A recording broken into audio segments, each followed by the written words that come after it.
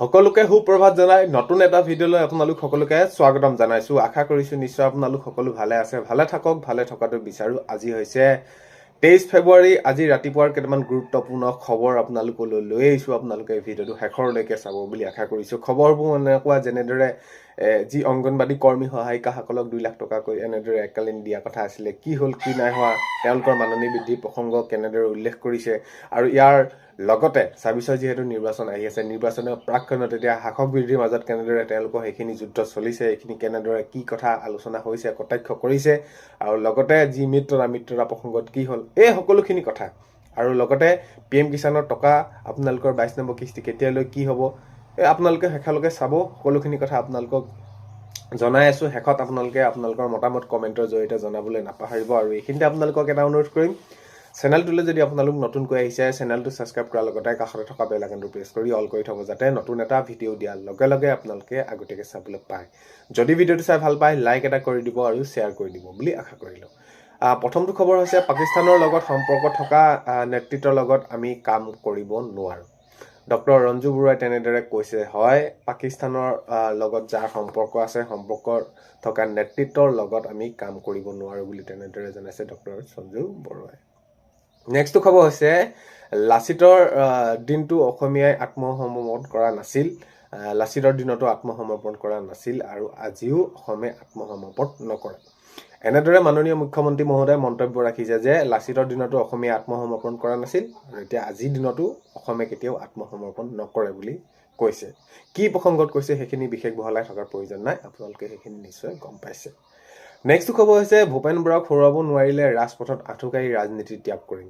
তো অচ্যুত শইকীয়া ডাঙৰীয়াই তেনেদৰে জনাইছে যে ভূপেন বৰা যিহেতু এতিয়া কংগ্ৰেছৰ পৰা তেনেদৰে বিজেপিলৈ এতিয়া তেওঁ আহিলে, বিজেপিত জইন কৰিলে, আৰু তাৰ পিছতে ভূপেন বৰাক লৈ বিভিন্নজনে বিভিন্নভাৱে তেনেদৰে মন্তব্য ৰাখিছে, কটাক্ষ কৰিছে যে হয় ভূপেন বৰাক হৰুৱাব নোৱাৰিলে ৰাজপথত আঁঠুকাঢ়ি ৰাজনীতি ত্যাগ কৰিম বুলি অচ্যুত শইকীয়া ডাঙৰীয়াই তেনেদৰে সেইখিনি জনাইছে। নেক্সট খবৰ হৈছে, পাইলট ট্ৰেইনিং একাডেমি হ'ব অসমত। তো মাননীয় মুখ্যমন্ত্ৰী মহোদয়ে জনাইছে, নতুন যি এয়াৰপৰ্ট তেনেদৰে টাৰ্মিনেল মুকলি হ'ল, তাৰ পিছতে মুখ্যমন্ত্ৰী মহোদয়ে জনাইছে যে এই এয়াৰপৰ্টৰ সমীপতে পাইলট ট্ৰেইনিং একাডেমিও অসমত হ'ব বুলি মুখ্যমন্ত্ৰী মহোদয়ে জনাইছে। তো যদি পাইলট ট্ৰেইনিং একাডেমি অসমত হয়, তেনেহ'লে বহুতখিনি সুবিধা হ'ব অসমৰ যুৱক যুৱতীসকলৰ বাবে, আৰু যিসকলে তেনেদৰে এইখিনি আগ্ৰহী। তো আগন্তুক সময়ত দেখা যাব কেতিয়া কেনেদৰে এইখিনি ক্ষেত্ৰত কাৰ্যকৰী কৰে। নেক্সট খবৰ হৈছে, বিমানবন্দৰৰ সমীপতে হোটেলো হ'ব। এইখিনি ক্ষেত্ৰত মুখ্যমন্ত্ৰী মহোদয়ে আকৌ এটা কথা জনাইছে যে এই যি নতুন বিমানবন্দৰৰ সমীপতে হোটেলো হ'ব বুলি জনাইছে। কাৰণ কেলৈ এতিয়া আমি দেখা যায় যে হয় এয়াৰপৰ্টৰ কাষতে হোটেলো আমি দেখা যায়। কাৰণ কেলৈ সেইখিনি যেতিয়া নেকি বাহিৰৰ পৰা লোকসকল আহিব, তেতিয়া তেওঁলোকে থকা মেলা ব্যৱস্থাটো বহুতখিনি অসুবিধা হয়। তো এতিয়া ওচৰতে হ'লে সকলোখিনি সুবিধা হ'ব। নেক্সট খবৰ হৈছে, জন আশীৰ্বাদ যাত্ৰা আৰম্ভ কৰিব বিজেপিয়ে 28 ফেব্ৰুৱাৰীৰ পৰা। তো হয় মুখ্যমন্ত্ৰী মহোদয়ে এইখিনি জনাইছে, আৰু ৰাজ্যিক সভাপতি দিলীপ শইকীয়া ডাঙৰীয়াই তেনেদৰে এইখিনি জনাইছে যে জন আশীৰ্বাদ যাত্ৰা আৰম্ভ কৰিব বিজেপিয়ে 28 ফেব্ৰুৱাৰীৰ পৰা। যিহেতু আগন্তুক 26 নিৰ্বাচন আহি আছে, আৰু নিৰ্বাচনৰ প্ৰাক্ষণত তেওঁলোকে নিজৰ দলৰ যি সাংগঠনিক ভেটি আছে সেইখিনি তেওঁলোকে সবল কৰাৰ ক্ষেত্ৰত তেওঁলোকে এইখিনি কৰিবই, আৰু এয়া দেখা গৈছে জন আশীৰ্বাদ যাত্ৰা আৰম্ভ কৰিব বিজেপিয়ে 28 ফেব্ৰুৱাৰীৰ পৰা। নেক্সট ক'ব হৈছে, আপোনালোকে বহুতে সুধি আছিলে যে প্ৰধানমন্ত্ৰী যি কৃষকৰ PM কিষাণৰ টকাটো আপোনালোকে কেতিয়া কি কেনেদৰে পাব। তো এতিয়ালৈকে কোনো ধৰণৰ ঘোষণা কৰা নাই। হয়তো আপোনালোকৰ এই যি PM কিষাণৰ 22 নম্বৰ কিস্তিৰ টকা আপোনালোকে মাৰ্চৰ প্ৰথমতে পাব, নহ'লে 20 তাৰিখৰ মানৰ আগতে আপোনালোকে পোৱাৰ সম্ভাৱনাটো আছে। আৰু এইখিনি ক্ষেত্ৰত আপোনালোকে কৃষক পঞ্জীয়ন অতি সোনকালে কৰি ল'ব। যদি আপোনালোকে কৃষক পঞ্জীয়ন নকৰে, এইবাৰ আপোনালোকে কৃষকৰ সা সুবিধা পোৱাৰ পৰা বঞ্চিত হ'ব পাৰে। অতি সোনকালে আপোনালোকে কৰি ল'ব। নেক্সট খবৰ হৈছে, মই গৌৰৱ গগৈৰ বিৰুদ্ধে যুদ্ধ কৰা নাই। তো মাননীয় মুখ্যমন্ত্ৰী মহোদয়ে স্পষ্টকৈ জনাইছে, এইখিনি কৈছে যে মই গৌৰৱ গগৈ ডাঙৰীয়াৰ বিৰুদ্ধে মই যুদ্ধ কৰা নাই, পাকিস্তানেৰে যুদ্ধ কৰিছোঁ। তো তেনেদৰে তেওঁ মন্তব্য আগবঢ়াইছে। গৌৰৱ গগৈয়ে বিজেপিলৈ আহিব পাৰে। তো পবিত্ৰ মাৰ্ঘেৰিটাই ডাঙৰীয়াই এনেদৰে এটা মন্তব্য ৰাখিছে যে যদি তেওঁ সেইখিনি যি তেওঁলোকৰ পাকিস্তানৰ লিংকৰ তথ্য তেওঁ সেইখিনি যি তেওঁলোকে ৰাজহুৱা হ'ল, এইখিনি ক্ষেত্ৰত যদি তেওঁলোকে স্পষ্ট সেইখিনি ক'ব পাৰে, বা তেওঁলোকৰ যি তেওঁলোকে এইখিনি এনেকুৱা ধৰণৰ এটা তেওঁলোকৰ আদৰ্শ নীতি তেওঁলোকৰ যদি সলনি কৰি তেনেহ'লে আমাৰ বাবে তেওঁলোকৰ বাবে দুৱাৰ খোলা আছে, বা গৌৰৱ গগৈ বিজেপিলৈ আহিব পাৰে বুলি তেনেদৰে জনাইছে পবিত্ৰ মাৰ্ঘেৰিটা ডাঙৰীয়াই। নেক্সট খবৰ হ'ল মিয়াই ভোট নিদিয়ে। তো মিয়াসকলে ভোট নিদিয়া বুলি কৈছে 2-4জনে বিজেপিক ভোট দিব পাৰে। তো অশোক সিংহলে ডাঙৰীয়াই তেনেদৰে জনাইছে যে যি তেনেদৰে এতিয়া মিয়াৰ ৰাজনীতিৰ ক্ষেত্ৰত তেনেদৰে কথাসমূহ ওলাই আছে আৰু তেনেকুৱা ক্ষেত্ৰত অশোক সিংহল ডাঙৰীয়াই কৈছে যে মিয়াই ভোট নিদিয়ে, মিয়াই ভোট নিদিয়ে, 2-4জনে দিব পাৰে বিজেপি ভোট, কিন্তু সকলো মিয়াই তেনেদৰে নিদিয়ে বুলি জনাইছে অশোক সিংহল ডাঙৰীয়াই বিজেপিক। নেক্সটটো খবৰ হৈছে মোৰ দৰে মানুহৰ বাবে অধ্যক্ষ পদ চম্ভালাটো বহুত জটিল আছিল। তো বিশ্বজিৎ দৈমাৰী ডাঙৰীয়াই তেনেদৰে মন্তব্য ৰাখিছে যে মোৰ দৰে মানুহৰ বাবে অধ্যক্ষৰ পদ চম্ভালাটো বহুত বেছি জটিল আছিল বুলি তেনেদৰে জনাইছে।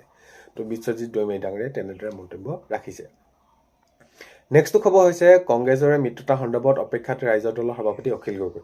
যিহেতু আগন্তুক 26ৰ নিৰ্বাচন আহি আছে, নিৰ্বাচনৰ প্ৰাক্ষণত এতিয়া তেওঁলোকে বিৰোধী মিত্ৰতাৰ ক্ষেত্ৰত তেনেদৰে সেইখিনি জনাই আছে যে মিত্ৰতা যদি সোনকালে নহয় তেনেহ'লে আগন্তুক যি 26ৰ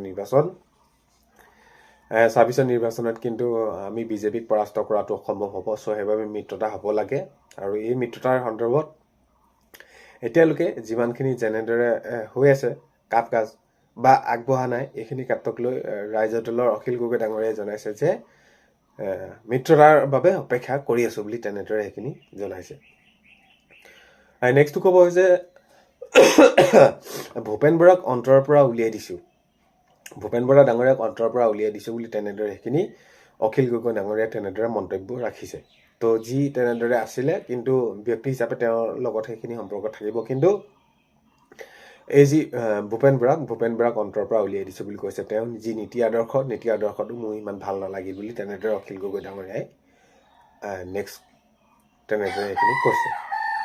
নেক্সটটো খবৰ হৈছে মই ফোনত অপেক্ষা কৰি আছো।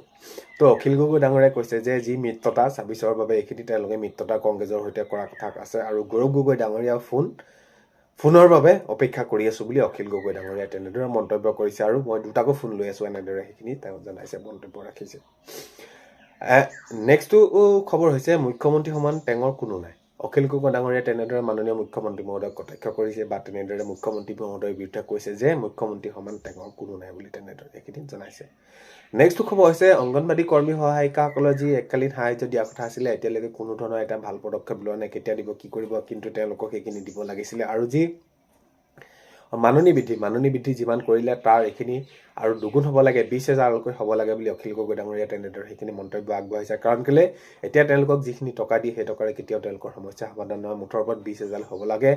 অংগনবাদী কৰ্মী সহায়িকাসকলৰ, আশা কৰ্মীসকলৰ, ৰন্ধন কৰ্মীসকলৰ, গাঁওবুঢ়াসকলৰ বৃদ্ধ পেঞ্চনৰ পৰা ইত্যাদি কৰি সকলোখিনি বিধৱা পেঞ্চন সেইখিনি বৃদ্ধি হ'ব লাগে বুলি তেনেদৰে জনাইছে। আৰু অংগনবাদী কৰ্মী সহায়িকাসকলৰ তেওঁলোকৰ সেইখিনি দৰমহা বৃদ্ধি হ'ব লাগে বুলি কথা জনাইছে। এইখিনি 4,000, 8,000 এইখিনি টকাৰে কেতিয়াও সমস্যা সমাধান নহয়। আৰু ইয়াৰ লগতে এতিয়া দেখা গৈছে যে এককালীন দিয়াৰ কথা আছিলে, মাননীয় মুখ্যমন্ত্ৰী মহোদয় এইখিনি ক্ষেত্ৰতো কোনো ধৰণৰ এতিয়ালৈকে সিদ্ধান্ত গ্ৰহণ কৰা হোৱা নাই।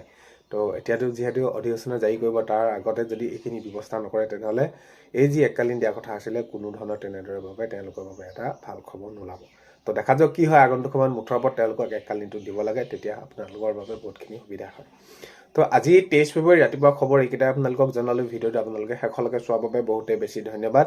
ভিডিঅ'ৰ প্ৰথমতে কোৱাৰ দৰে চেনেলটোলৈ যদি আপোনালোক নতুনকৈ আহিছে, ছাবস্ক্ৰাইব কৰাৰ লগতে কাষতে থকা বেল আইকনটো প্ৰেছ কৰি অল কৰি থ'ব, যাতে নতুন এটা ভিডিঅ' দিয়াৰ লগে লগে আপোনালোকে আগতীয়াকৈ চাবলৈ পায়। অন্য এটা ভিডিঅ'তে লগ পোৱাৰ আশাৰে আজিলৈ বাই।